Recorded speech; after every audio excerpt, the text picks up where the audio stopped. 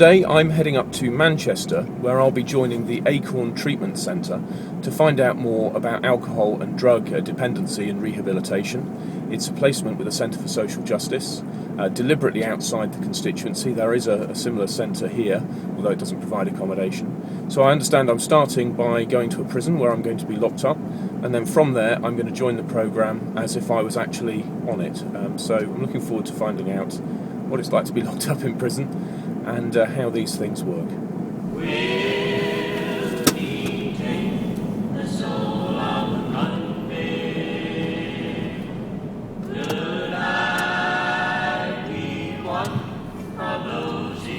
My name's Steve Baker. I'm the Conservative Member of Parliament for Wycombe, which is in Buckinghamshire. In the past I've done some work with the Centre for Social Justice, which looks at 5 pathways to poverty, and they're worklessness, family breakdown, educational failure, serious personal debt and addictions.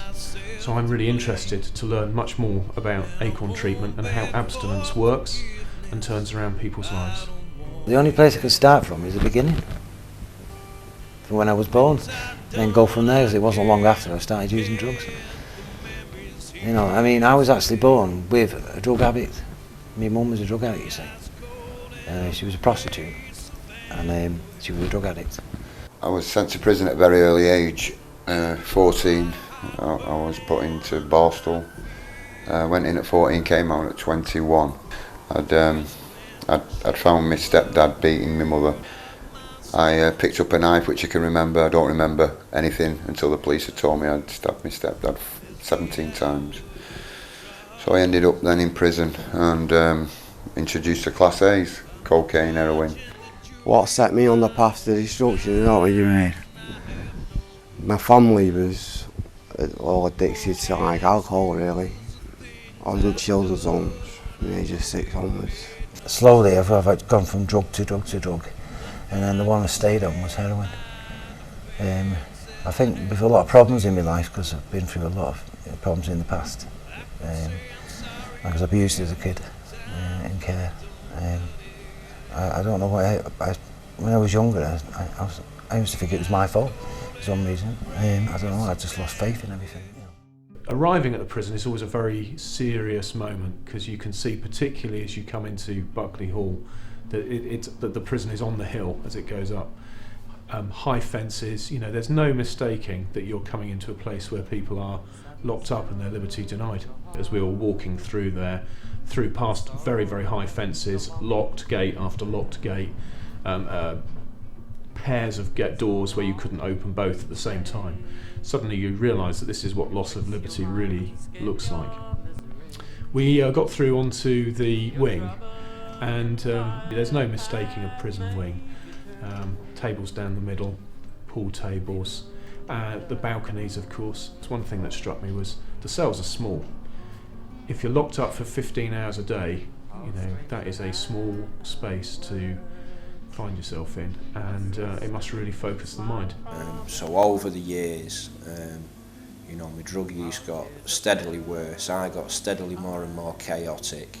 I got involved with a lot more lower level crime, which I wasn't very good at, so I'd be going in and out of prison for, you know, burglary, attempted burglary, shoplifting, failing to appear, breach of probation, you know, not appearing in court, you know, and I kind of spent most of the 90s in and out of prison, did 6 prison sentences.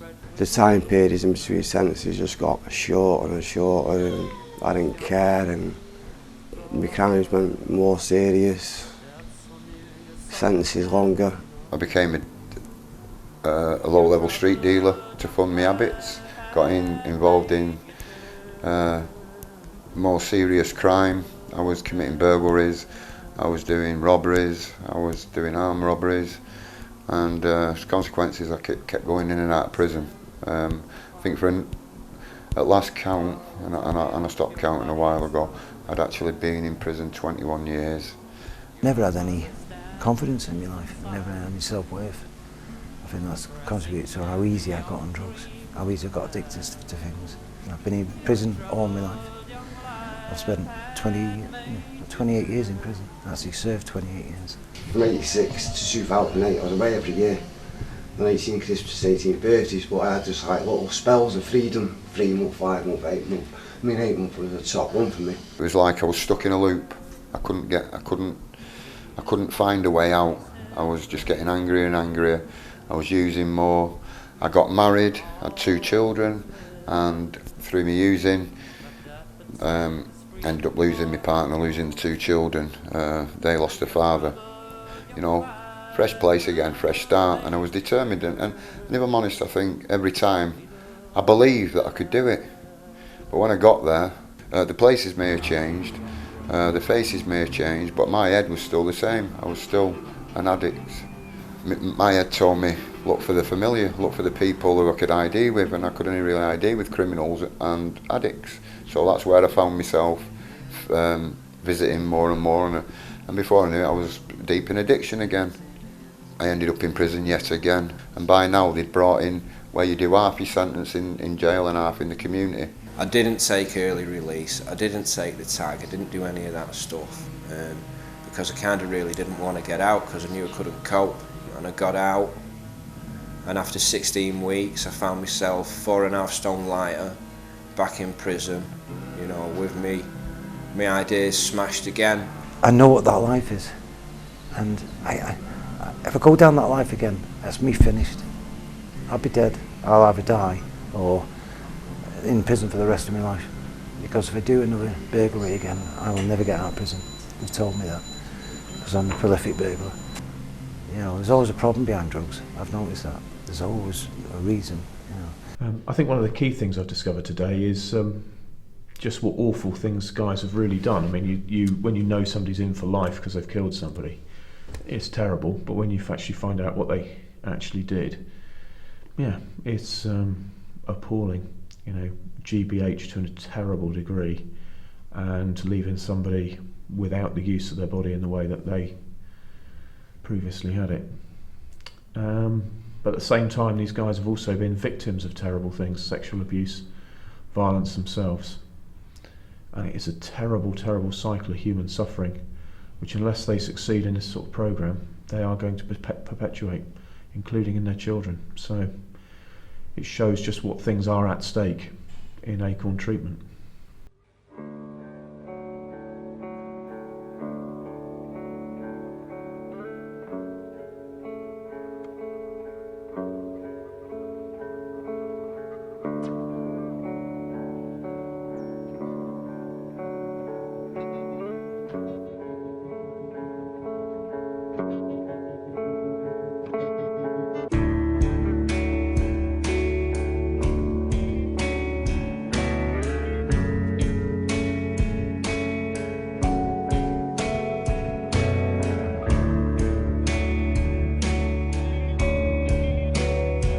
My name's Dean, 37 years old. I've been in Acorn 5.5 weeks now, and I've just spent the last 19 years in prison for murder. And when I was 16, I got involved in something, and a man died, and I was charged with murder. I was given HMP, which it's the equivalent of a life sentence for minors, with a 12 recommendation. I served 13 years, got released, got my first parole, and then I was recalled back to prison within 2.5 years. and then I served 6.5 years for a domestic incident with my girlfriend. Basically, I hit my girlfriend in an argument, all drug induced. Yeah, that's it in a nutshell. That's me in a nutshell. I had a kind of a target. I'm 37 now. If I'm still in prison by the time I'm 40, that's it. It's game over for me. The reason why I didn't do it was because of my family. I didn't want to hurt any more people than I had done. I was in kind of a dilemma. You know, if I do this, it'll hurt her initially, but she'll get over it, and you know, she'll be able to lead a life without having to worry about me. But it's all selfish. You know, poor me, lying on my bed. You know, I thought I was the victim. You know, even though I'd left a trail of victims behind me over the years, in prison, out of prison. You know, I got that wrapped up in the bullshit. You know, excuse me French and that, in prison, that I was hurting people for other people, you know, and feeling kind of no way about it. It becomes your way of keeping people away from you. Do you know what I mean? And I walked into Acorn with that ego, and it was through the roof. And I walked in with my jail swagger and my jail talk. And they told me straight away, listen, leave your war stories at that door. We're not interested. You know, we don't care. Do you think any of us haven't been through that? You know, and that's the thing that I get from Acorn. They've been there, you know, they've experienced that, and they've grown themselves. And whatever I think that I can throw at them, they've heard it before, you know, and they'll just put.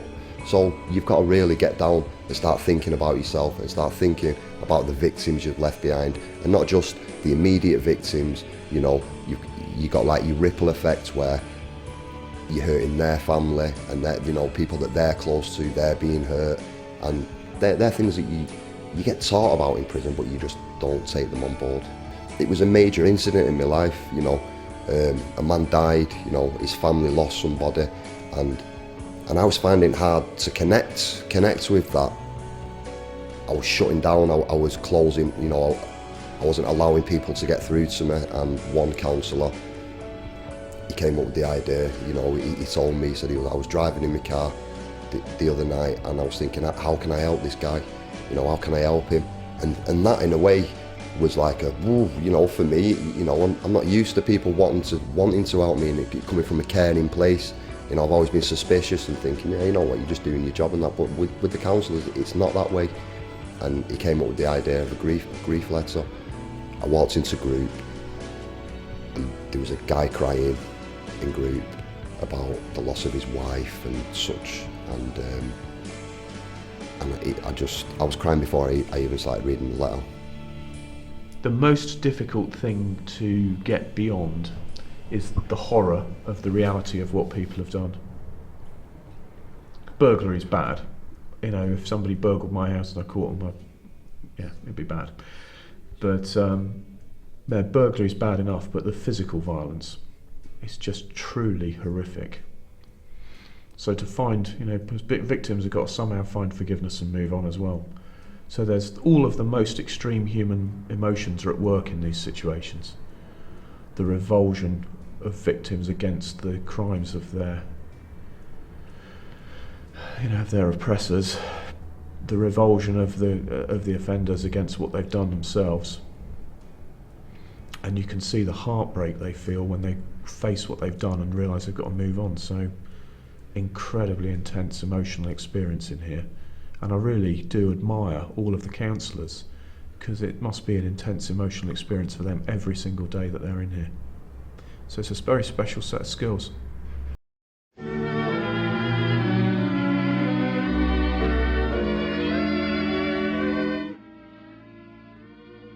My name's Jimmy, I'm from Manchester. I'm 39 years old, and I'm here to tell you how I've come to become part of Acorn, and I'm at Acorn Treatment. I started using drugs when I was around 16, 17 years old. I've become to use drugs because it sorted out everything that had happened when I was younger. I was at boarding school, more of a bad boys school and a boarding school, and they want nice places to be back in the 70s and 80s. So when I did leave school, I rebelled, hanging about, drinking, smoking, and my mum did his best for her. I never smoked heroin first, I smoked crack first, and I remember my first crack pipe as well.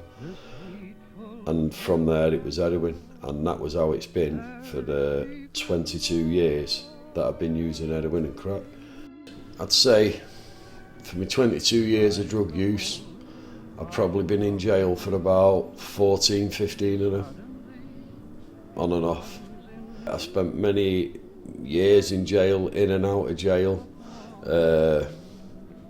I've become a ducker, a diver, I've become a liar, I've become a robber, I've become a cheat, I've become the lowest of the low. Using addiction is a part of your, it becomes an addict's life. So you'll get someone who goes to work, gets up, goes to work 9 to 5, and they'll earn a wage, pay the national insurance and the tax, that's their life. An addict's life, they'll get up, they'll either go to bed with drugs so they've got something to wake up with, they'll get up if they've got no drugs, they'll go out grafting, they'll smoke drugs, and that's the way it is through the day, 365 days a year. If we wasn't addicts, we won't come in contact with the police, the probation, Acorn, drug agencies, the prison service, victim support. All these people are victims as a result of an addict's actions, and that's just them. Then we've got the hundreds of people who you steal off, who we rob money off, who we take off. So at the end of the day, and it's only within the last couple of weeks when certain things are put to you in certain ways that I've realised, no, I'm not the victim. It seems to be a combination of a predisposition to addictive behaviour, plus a whole set of awful circumstances in people's background which set them off on a particular trajectory, and then the whole thing comes together and creates a calamity which affects, where one individual can affect hundreds of others in just the worst, the most tragic of ways.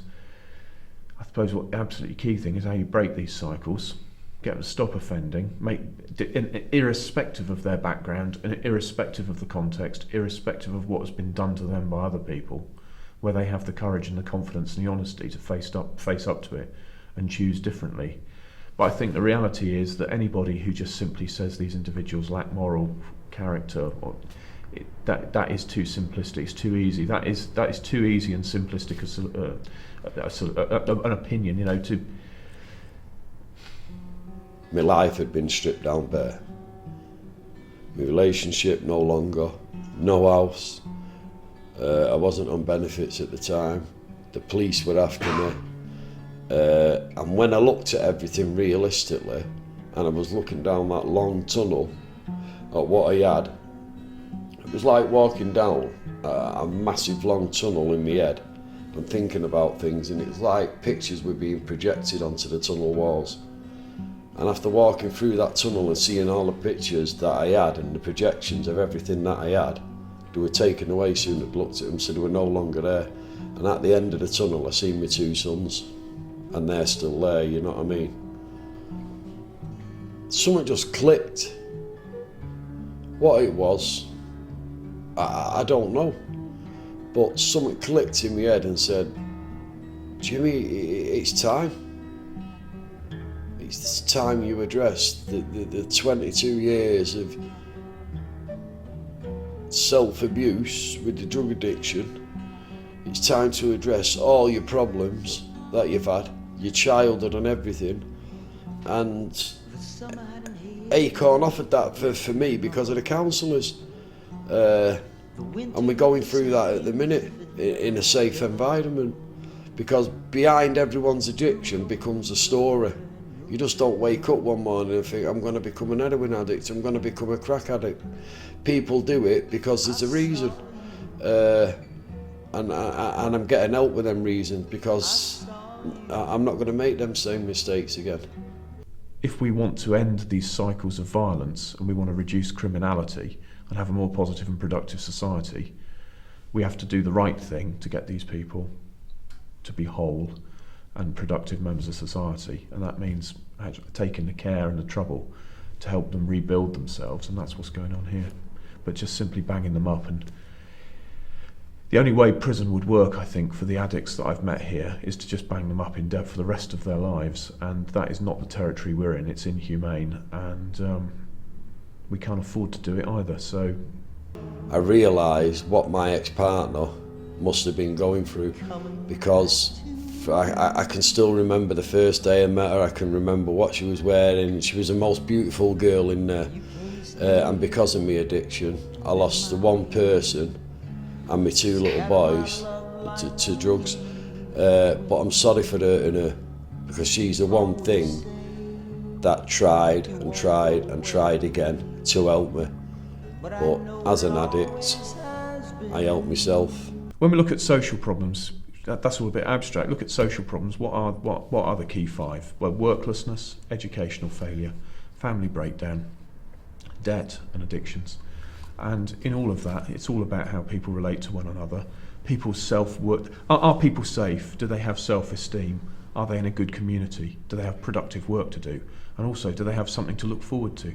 Because actually all of us need something to look forward to. And I think all those elements need to be brought together in people's lives. The big question is how you bring them together. I think what I'm seeing here above all is the self-esteem and the willingness to participate positively in community. And then the next phase surely must be getting people into productive work. And then it's for them to, I think on the whole, it's for them, those individuals, to find something to look forward to.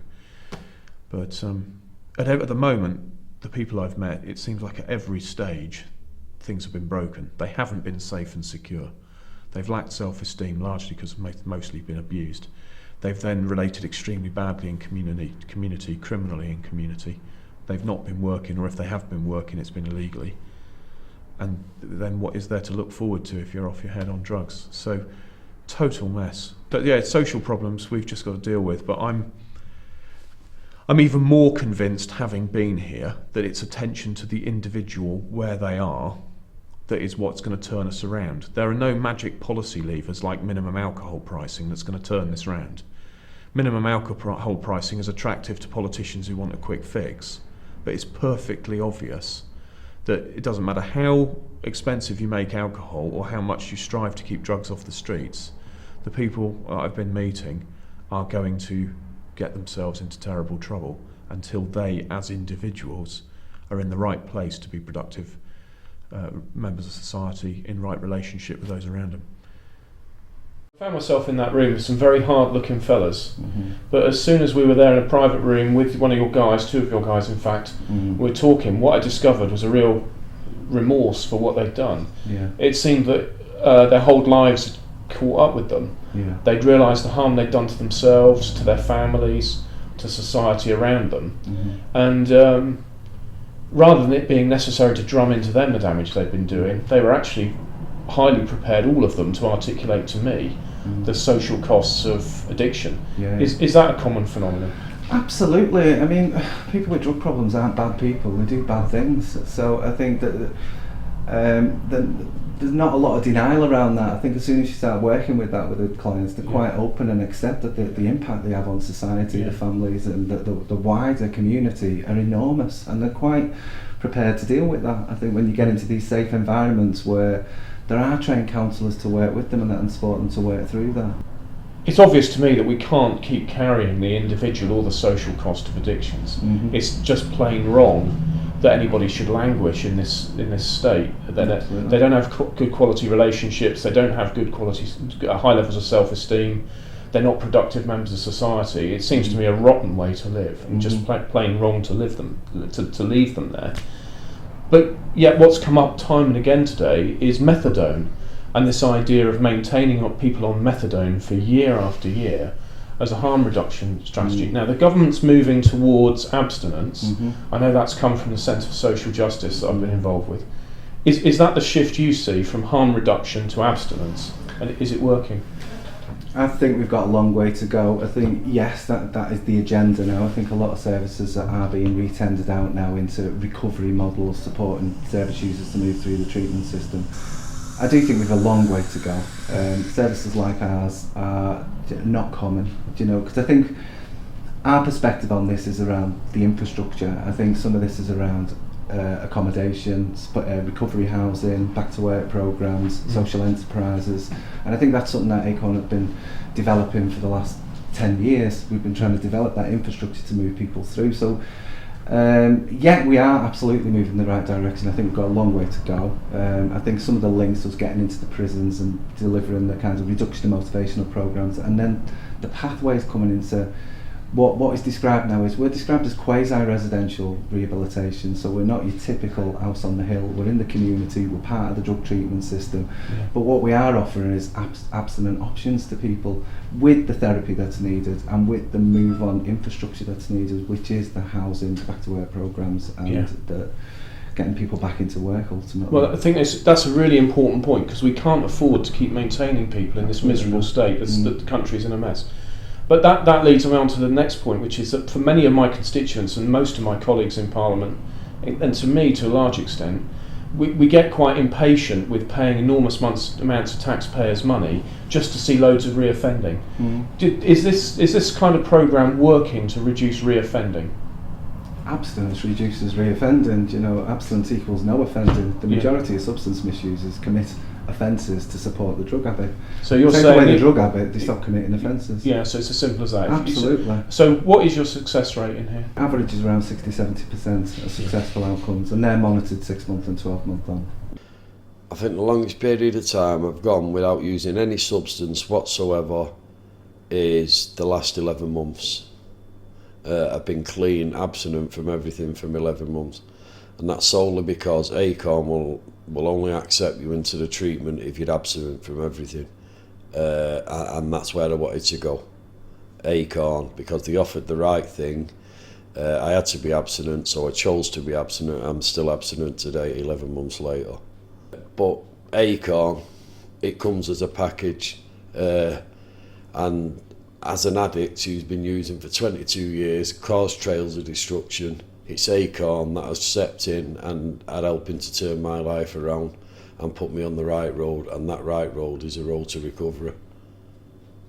So it sounds to me the message is really simple, that abstinence works, that the people going through an abstinence programme appreciate going through it. Absolutely. And that your expectation is that 60 to 70% of the people coming through will be abstinent and will, as a result, not reoffend. And we'll maintain abstinence and become productive members of society, and that's exactly what we all want. All right, Ed, thanks very much. I'm really looking forward to the next day and a half and seeing how the rest of it works out. I understand we're playing football in the morning. You are indeed playing football. So yeah, you're off to play. I think it's 7-a-side football. Lads from here. I'm extremely bad at football. I've heard you're extremely bad at football. You're not taking the camera to the football, eh? We are indeed. I'm the first mandatory life sentence prisoner to come to a rehab like this. Do you know what I mean? And in the country, I would have died in prison. In the country, yeah, I would have died in prison, either drug overdose or ending my life. It became just desperation. And hey, you know what? Acorn gave me a chance. I did the ramp, which is a good course. Yeah.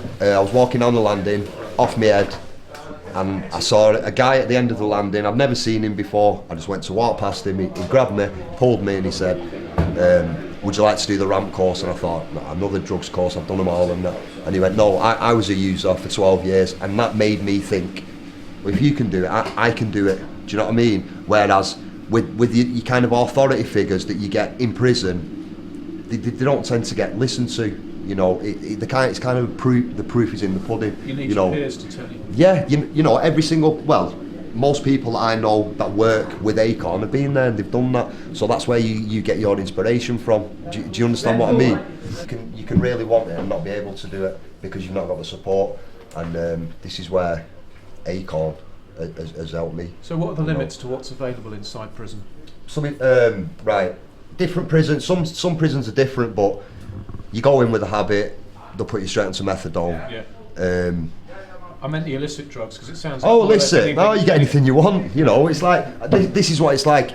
I got myself clean in there before I came here, and then I had to sit there for a month. It's like taking somebody off the crack and then going sitting him in a crack house for a month, waiting. It's hard. You're gonna crumble. You're gonna fail. Do you know what I mean? Things need to be done. There needs to be at proper detox units in prison where lads can get away from general population to do the withdrawal, because it's that easy to get. If you're feeling horrible, you're feeling rough, all you've got to do is walk off the wing or walk to the next cell and go and see something, and it's given to you, and it's pushed onto you. So there's lads in there that are getting the drugs pushed onto them, and they're getting more and more and more and more into debt, and then all of a sudden they've got to go, and that's them on protection then. So then their name, they can't go back on the wing then, so it's kind of a vicious circle. They go to the next prison with an habit, and they're just bouncing from prison to prison. At Forest Bank, I was at Forest Bank, that's a BCAT local, and at Forest Bank they run Timson Shoes. You ever heard of Timson Shoes? Yeah, well, I know Edward Timpson, he's one of the MPs. He runs a scheme, it started at Forest Bank, where you'll go into one of their workshops, you'll train up. The only thing they don't train you in is key cutting. Yeah. But apart from that, everything else will train you up. But on a genuine level, if you're good enough and you pass, you've got a job when you go out with Timpsons. Yeah. Have you ever heard of JW Lee's? Have you heard of JW Lee's? It's a brewery chain. They do the same thing. Yeah. The big wigs from JW Lee's come in. They'll interview you and they'll give you jobs at their pubs upon release. We can all run courses, we can all get on courses, but you're ploughing hundreds of millions of pounds into courses in prisons where it's not needed. Because realistically, let's have it right, how many people are walking out after spending them millions of pounds into a job? And if they are walking out into some kind of college, they're walking out maintained on methadone. Yeah. I spoke with several people. Not just Acorn, I might be at Acorn, but I spoke with several rehabs. I had interviewed with numerous rehabs before I chose which one. Because there's plenty I could have gone to, or plenty I could have applied to. And what attracted me most to Acorn on the level was you do the 12-step programme, which is what I'm involved in. Yeah. Then they run a thing called STAR programme, where they don't just kick you out after the time. They'll sit with you and they can get you on courses and get you in college, or they can find you employment and they'll help you with your housing and all that. It's a package. Yeah.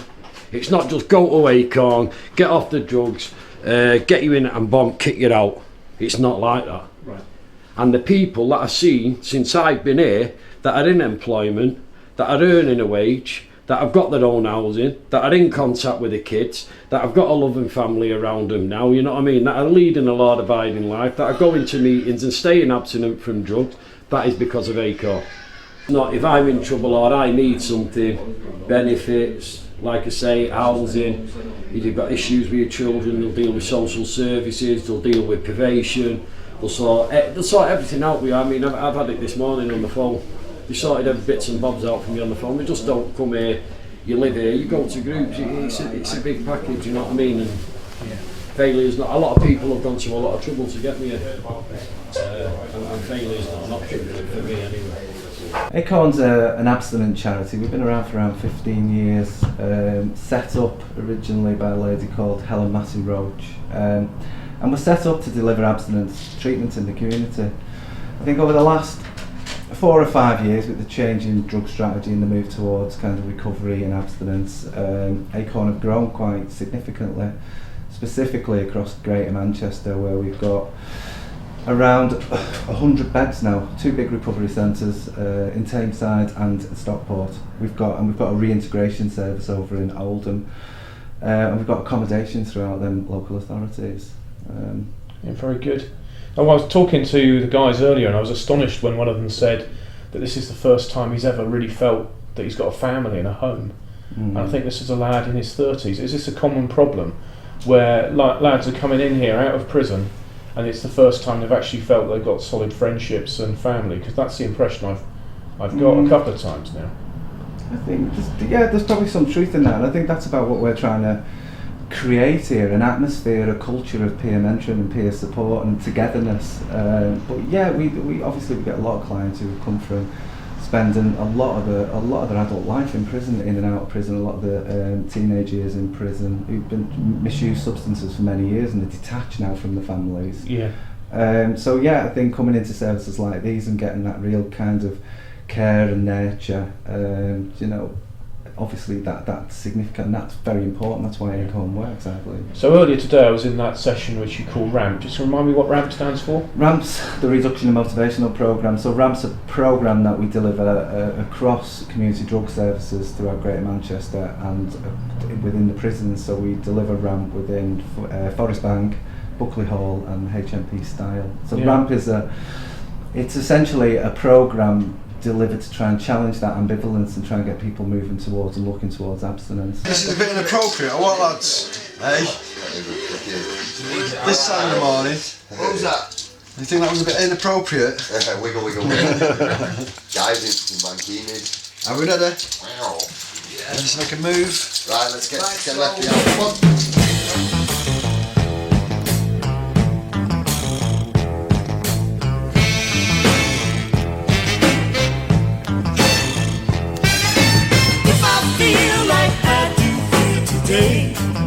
Tomorrow, I would feel like I felt yesterday. And if I listened to the words you said, follow, I'd still be where I was yesterday. Let me tell you, life was simple, loving was an easy thing.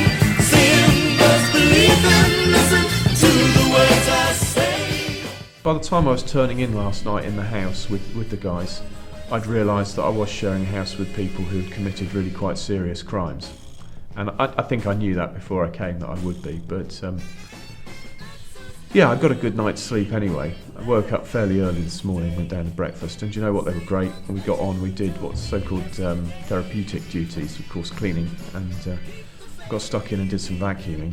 One of the guys who turned up, who's been clean and off the programme for a while and is in a housing project, he was yet another person I've seen who had real joy in him, a real deep-seated joy in simple things. And his joy was founded in just living a normal life. He turned up on a new bicycle he's just bought, and he knows it's legal. That was one of the things they were laughing about. He knows it's not hot, he's got the proper receipts for it, and he's got a legal bicycle and he's turned up on it. And he's clean and he's putting his life back together. But you can see within people that the joy is based on the certain knowledge that that person has turned their own life around with the help of Acorn Treatment. And I've seen that more than once. If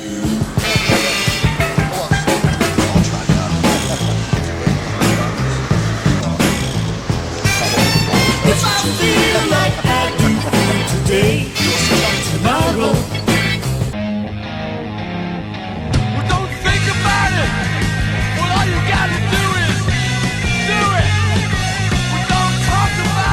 Rewind this for the MP, mate. Say again? Rewind that tune for the MP and turn it up. Well,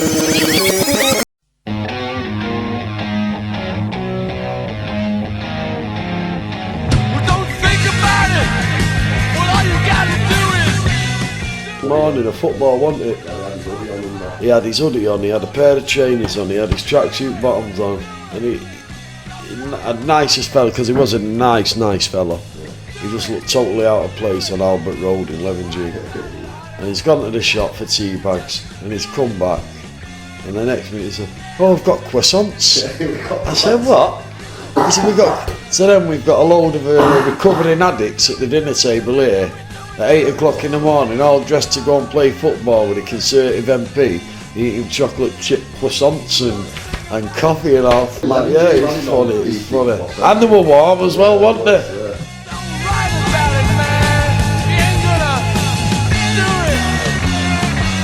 And I'm glad that we had the MP at the house when we had him here, because like the first day he come, he was a bit wary, and then as he got into it and he heard the different lads' stories who were on their journeys, because we're all on the journey of recovery, and each lad had a story to tell, and he come to understand. And in the end, when he went, we said bye, And it was an heartfelt goodbye. It wasn't just goodbye to someone who'd been with us for a couple of days, become part of us, because he had an understanding of where recovering addicts come from, and I hope he had an understanding of what's needed to take things forward. And it's not just locking people up. We need help, and what needs to be addressed now is what type of help can be given to addicts and people who certainly want to recover and stay abstinent from drugs.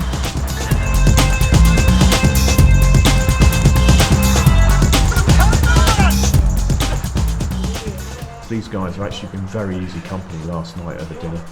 They've been great fun to go and play football with. It's been very interesting to be in their company in the course of it. But generally they are, you can see they seem to be good people. Because it seems to me that what's in society's interests is for these people, these guys, because it has been men I've been with, for these men to get their lives fixed, get their heads together, get their hearts in the right place and go on and be positive and productive people. Now everybody I've met here wants to be, has made that choice. They want to be positive and productive. They want to leave everything behind and have a fresh start. And I'm very glad that abstinence is helping them do that.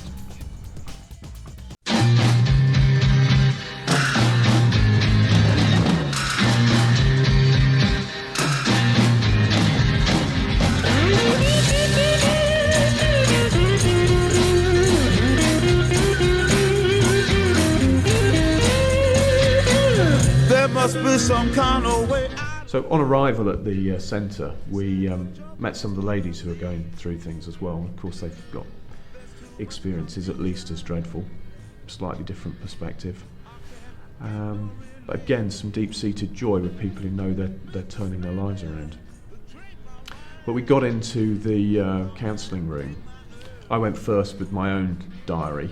My own diary was straightforward. You know, I'd had a good day. I'd learned that abstinence-based counselling works, and we went through how I'd felt about things. But then we got into the guys, and you know, it's confidential, but the key thing is there's some big hard fellas there facing up to the reality of their own lives, showing real remorse, and facing up to life as it actually is, and learning those coping mechanisms to go out into the real world, which will not be like the institutions that they've been used to if they're ex-offenders. Afternoon everyone. Start with a check-in. Tam, counsellor. Anthony, addict, 15 days. Andrew, addict, 17 days. Dean addict, 25 days. Alan Alex, 139 days. Dave alcoholic, 131 days. Warren addict, 152 days. Steve Baker, MP, getting on for 2.5 years and a bit, I suppose. So, somebody explain to Steve, what when you go around the room, check in, give him amount of days, what does he mean by that? Stays clean, that's the last time we used. Yeah. So that's complete abstinence, isn't it? Don't drink no drugs and that. But you've got to go back, you know, to where you do your thing and make sure that people know about these programs. Yeah, well. You know, and this program works for them who want it to work. You know, you've got staff here that will go out of their way 100% to get people like us, you know, addicts, most of us criminals, most of us have come from jail into this environment, and we're treated as equals. You know, nobody's looking down on us. And step 9 there, you know, eventually we will try to make amends for what we've done, if not by going up and, you know, meeting the people that we've offended against, but by doing voluntary work. You know, we don't just leave here and do nothing. You know, we go on and do voluntary work, and, you know, some people get jobs, you know, with this, you know, with this rehab. It's an amazing place to be, absolutely amazing. If you put the work in, you'll definitely reap the rewards, and if you reap the rewards, and then so will everybody else, you know. They are us who have just progressed, have just moved on, and, you know, they just want to give something back. You know, it's nice. I think most of the counsellors in here are addicts themselves, and if you see that, then there's the proof, it can be done. You can't argue with that if you see people's lives have turned around. There's always somebody there if I need to talk to somebody 24 hours a day. I only have to pick the phone up. You've been clean for how long? 131 days. Yeah, that's what I thought you said, yeah. Longer than I've ever been. I've not been clean for more than 31 hours ever in my life. Ever in your life? Ever. What age are you? I'm 47 now. I started drinking when I was about 8 and progressed to other drugs when I was 14, 15. And from then on I've spent most of my life in jail. My last sentence was imprisonment for the public's protection. And this was the only place that would give me a chance, or I wouldn't have been released. You know, I owe these my freedom more than anything else. You know, they've made a decision, they've stuck by it, put a hell of a lot of hard work in. And you know, 131 days, the longest ever. He's not committed any crimes, not hurt anybody. He's got his family back. Yeah, that's miracle stuff. The guys that are here working at Acorn, and the girls who have been addicts before and who are recovering addicts themselves, they seem to me quite clearly the right people to say to active addicts, this is what you're doing to yourself, this is what I used to do to myself. If you make this choice and go through this program, it will work for you. It certainly seems to me something that ex or recovering addicts are a far better place to do than members of Parliament who've never experienced it. And I just went on the ramp, and it was a 12-week course, twice a week, and it just kind of hit me more than any other course I'd done before. You know, there was no written work, you know, all there was the commitment of turning up, not off your head, and just sitting and listening, you know, and if you want to share, then share your, you know, your experiences and that, and I just got loads from it, and I came up for parole and was offered rehab. But at first it was Ian was like, you know, I'm going to try and get you into rehab, and I just kind of, you're not going to have me in rehab, you know, I'm well too far gone for that. I'm a violent offender, been given a life sentence, you know, they've wrote me off, you know, and he just said, just wait and see. And went up on parole. Ian sat on my parole board and got absolutely grilled by the parole board. You know, he convinced them that Acorn would be the right place for me, you know, with the rehab and the counsellors. And I was given the chance, and I was released, you know, and I've been here, like I said, I've been here 5 weeks now, and this is where I should be, this is where I want to be. I want to be able to put it back. I've never felt so safe in my whole life, do you know what I mean? And at some point I want to be able to give that back. I want to be able to sit in a room full of troubled men and women, but I want to be able to give that back, what is being given to me now, you know. You know, and I want to say to them, you know, I was there, you know, I was desperate, I was at rock bottom, and the only way from rock bottom, it's up, you know. And what I've been taught with Acorn and in group and that is that I deserve a life, you know, but I don't just want this life without any kind of repayment, you know. I want to be able to put something back, and I want to stay with Acorn. I want to kind of grow within Acorn, you know, and I want to get to as far as I possibly can, you know, helping people. It's easy for me to say now, you know, it is, but come back in 5 years' time, yeah, and we'll do this interview again, you know, and I'll be dressed in a suit probably, hopefully, that's what I want, you know. I think that incarceration, you know, you start to value what you've missed. I want to feel free to be able to feel love for somebody, truly love, you know, a human being. I've not felt more at peace today than I have done in the last 21 years, you know, and it's life-changing. Lives have been fixed, and those people, instead of costing everybody else, are out there adding value to everybody else's lives, and then we might actually stand a chance turning this country around. From all different rehabs, and we looked at a wide range of rehabs, not just Acorn, a wide range of rehabs, and we decided on Acorn. solely because of the package that Acorn offers. They offer you the treatment, they offer you the counselling, they offer you the START programme, they offer you secondary housing, and when you've done all that, in between all that happening, they're in touch with the local councils, they get benefits sorted, they put you on training programmes, they get you into college, and at the end of it they don't kick you out. You can volunteer to work for Acorn with a view to becoming a paid employee for Acorn, which is brilliant. And I don't know what the percentage is, but a very high percentage of Acorn staff are ex-users, recovering addicts and everything else. Since being at Acorn, I've been here a few weeks now. They've helped me every step of the way. I'm in touch with my counsellors on a daily basis. I'm given a key worker who helps me. And everything is monitored all the way through it. And right now, the only thing that I'm having trouble with is what I want to do, because I've got that many options with Acorn. It seems to me also there's potentially armies of recovering addicts coming out of a programme like this, all of whom want to give to others. I'm pretty sure they should have the opportunity to do so. And no, I can't fault Acorn, because they offer a lot more than a lot more other rehabs offer. It's really quite moving actually for me as well, really quite moving. When somebody is forced to face up to what they've done and then actually does so, with all the emotional release that goes with it, yeah, it's emotional. I'm kind of aware that some people will be looking at me talking about this and thinking this is not what they want from a Conservative, because they'll be wanting that lock them up and throw away the key. But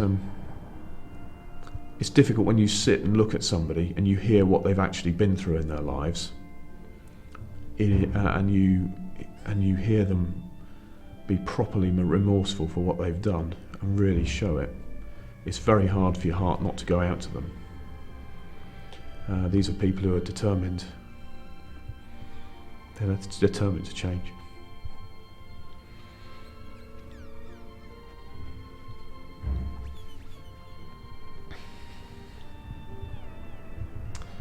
Yeah, so let's just hope they succeed.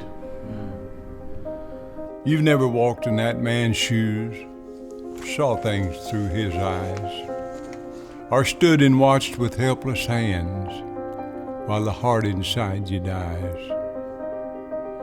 Some lose faith in love and life when sorrow shoots her darts, and with hope all gone, they walk alone, these men with broken hearts. You have no right to be the judge, to criticize and condemn. Just think, but for the grace of God, it'd be you instead of him. One careless step, a thoughtless deed, and then the misery starts. And to those who weep, death comes cheap, these men with broken hearts. Now you've never walked in that man's shoes, or saw things through his eyes, and stood and watched with helpless hands while the heart inside you dies. Some were paupers and some were kings, some were masters of the arts, but in their shame they're all the same, these men with broken hearts.